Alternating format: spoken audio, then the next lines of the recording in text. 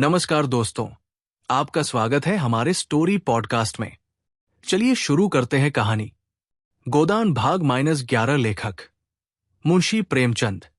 वाक्य पूरा न हुआ था कि वे सामने झाड़ी में सरसराहट की आवाज सुनकर चौंक पड़े और प्राणरक्षा की प्रेरणा से राय साहब के पीछे आ गए। झाड़ी में से एक तेंदुआ निकला और मंद गति से सामने की ओर चला।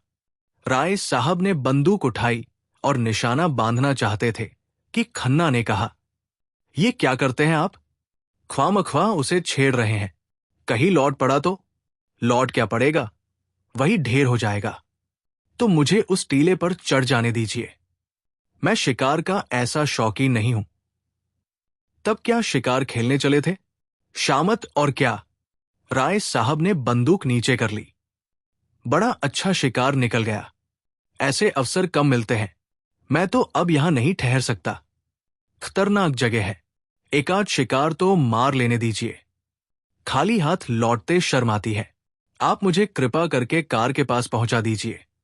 फिर चाहे तेंदुए का शिकार कीजिए या चीते का।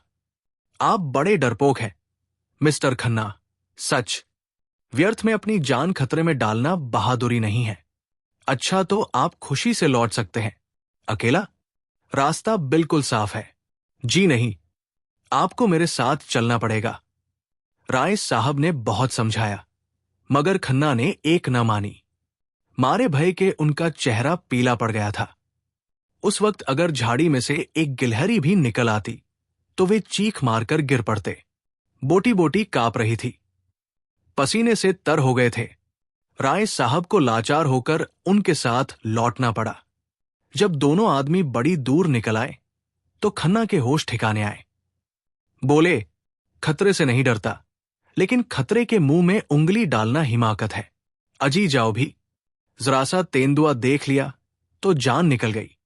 मैं शिकार खेलना उस जमाने का संस्कार समझता हूं जब आदमी पशु था। तब से संस्कृति बहुत आगे बढ़ गई है। मैं मिस मालती से आपकी क्लई खोलूंगा। मैं अहिंसावादी होना लज्जा की बात नहीं समझता। अच्छा, तो ये आपका अहिंसावाद था। शाबाश, खन्ना ने गर्व से कहा। जी हां, ये मेरा अहिंसावाद था। आप बुद्ध और शंकर के नाम पर गर्व करते हैं और पशुओं की हत्या करते हैं।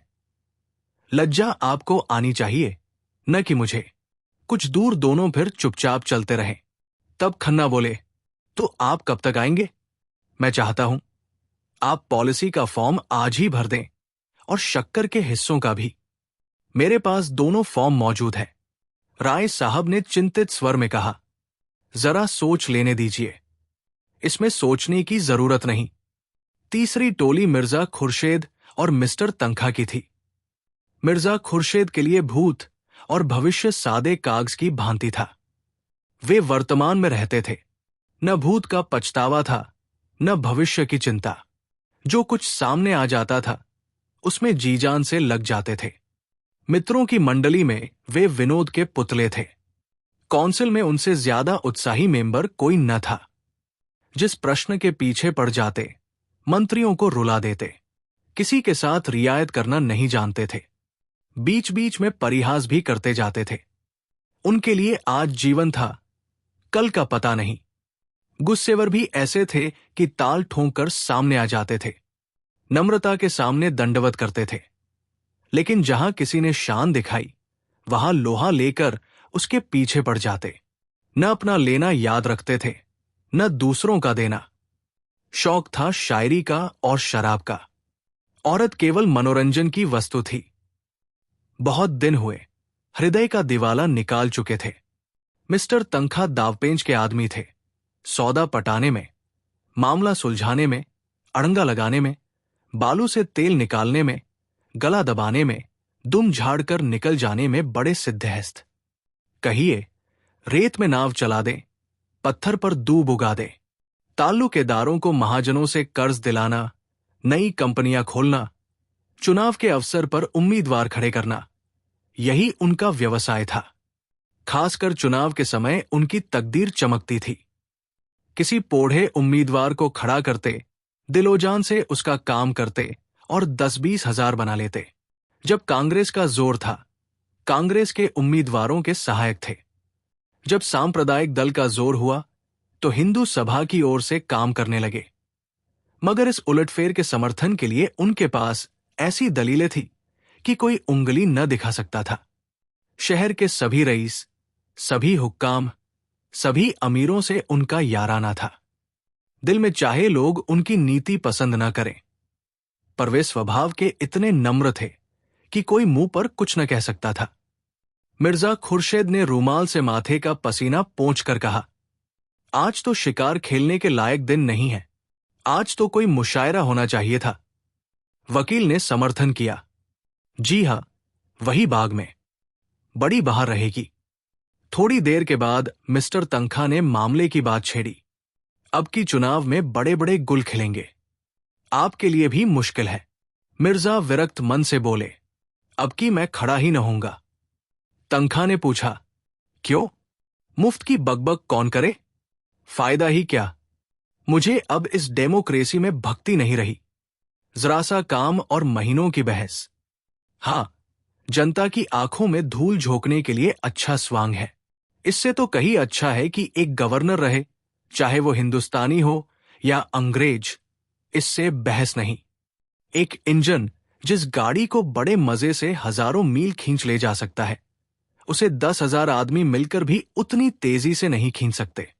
मैं तो ये सारा तमाशा देखकर कौंसिल से बेजार हो गया हूं।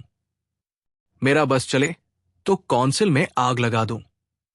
जिसे हम डेमोक्रेसी कहते हैं, वो व्यवहार में बड़े बड़े व्यापारियों और जमींदारों का राज्य है और कुछ नहीं। चुनाव में वही बाजी ले जाता है जिसके पास रुपए हैं। रुपए के जोर से उसके लिए सभी सुविधाएं तैयार हो जाती है। बड़े बड़े पंडित, बड़े बड़े मौलवी, बड़े बड़े लिखने और बोलने वाले, जो अपनी जुबान और कलम से पब्लिक को जिस तरफ चाहे फेर दे। सभी सोने के देवता के पैरों पर माथा रगड़ते हैं। मैंने तो इरादा कर लिया है, अब इलेक्शन के पास न जाऊंगा। मेरा प्रोपेगंडा अब डेमोक्रेसी के खिलाफ होगा। मिर्जा साहब ने कुरान की आयतों से सिद्ध किया कि पुराने जमाने के बादशाहों के आदर्श कितने ऊंचे थे। आज तो हम उनकी तरफ ताक भी नहीं सकते, हमारी आंखों में चकाचौंध आ जाएगी। बादशाह को खजाने की एक कौड़ी भी निजी खर्च में लाने का अधिकार न था। वो किताबें नकल करके, कपड़े सीकर, लड़कों को पढ़ाकर अपना गुजर करता था। मिर्जा ने आदर्श महिपों की एक लंबी सूची गिना दी। कहा तो वो प्रजा को पालने वाला बादशाह, और कहा आजकल के मंत्री और मिनिस्टर 5, 6, 7, 8,000 माहवार मिलना चाहिए।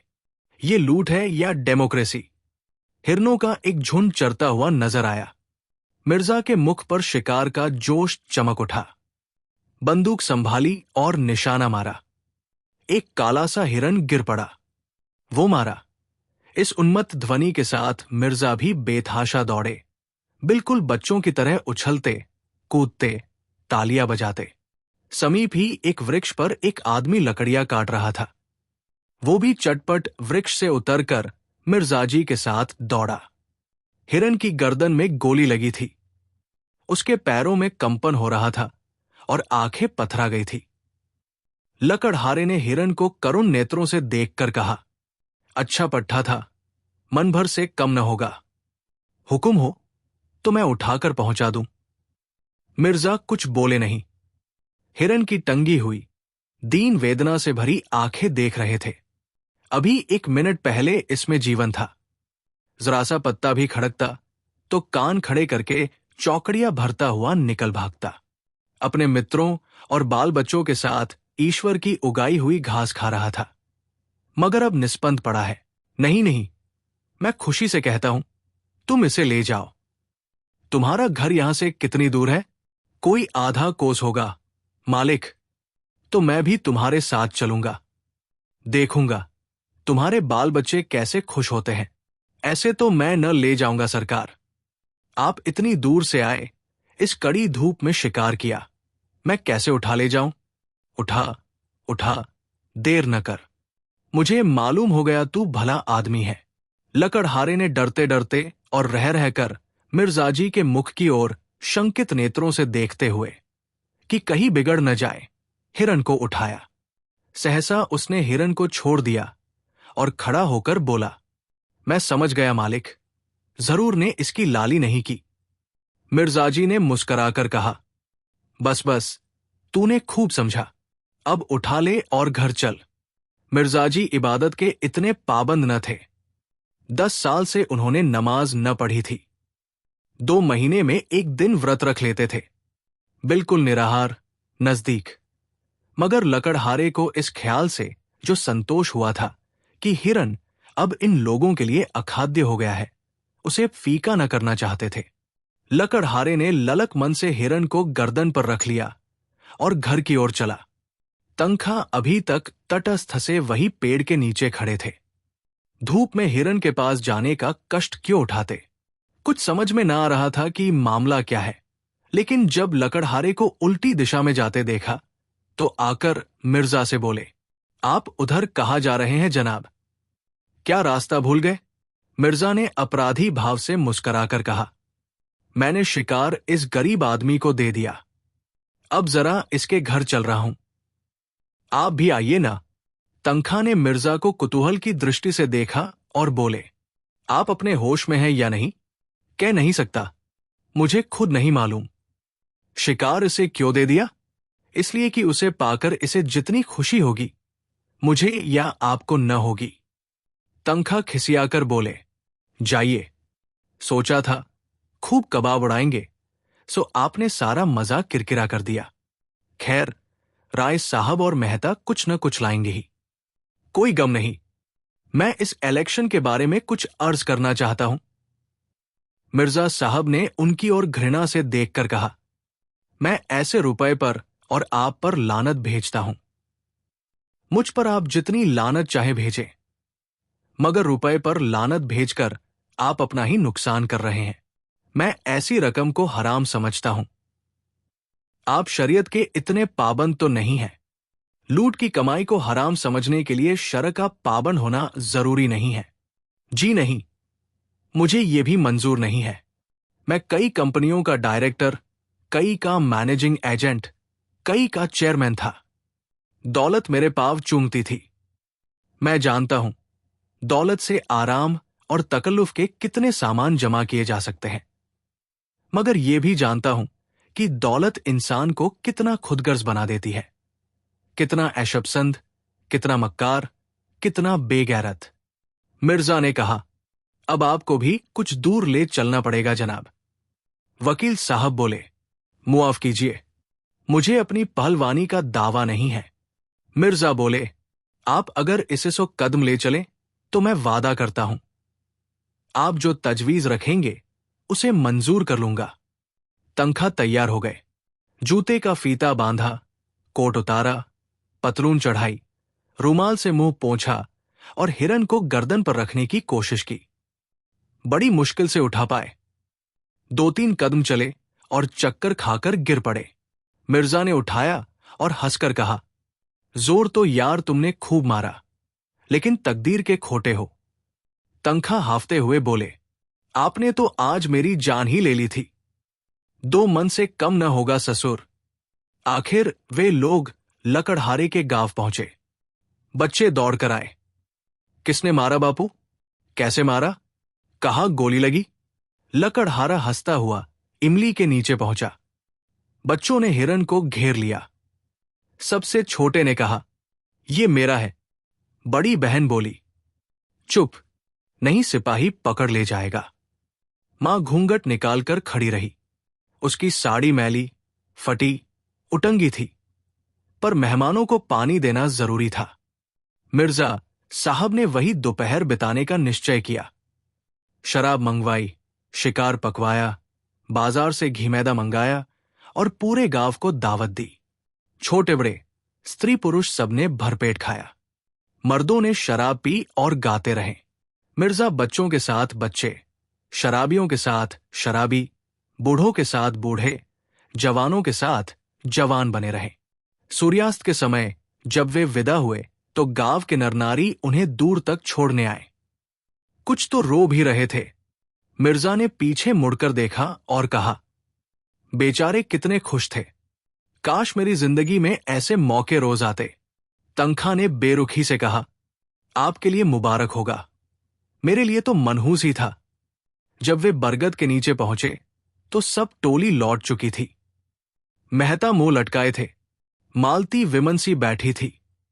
राय साहब और खन्ना भूखे थे, वकील साहब दुखी थे, केवल मिर्जा साहब प्रसन्न थे, और वो प्रसन्नता अलौकिक थी।